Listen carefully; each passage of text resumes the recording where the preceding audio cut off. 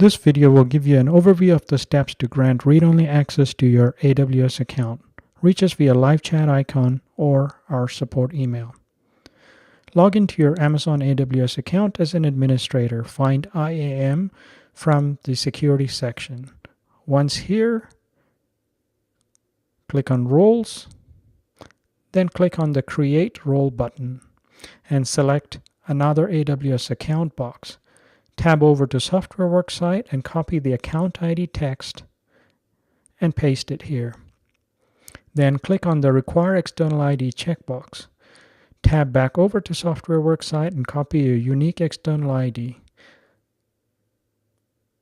Leave the Require MFA option blank and then click Next. Permissions.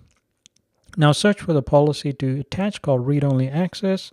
There will be many matches as you see here. Select the checkbox with a policy named exactly as Read-Only Access. Then click the blue button called Next Review. For role name, enter SWorks and an internal description for your reference, then click Create Role.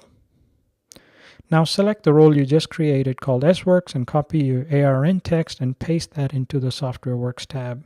Give a name for your account and then click Save AWS Account.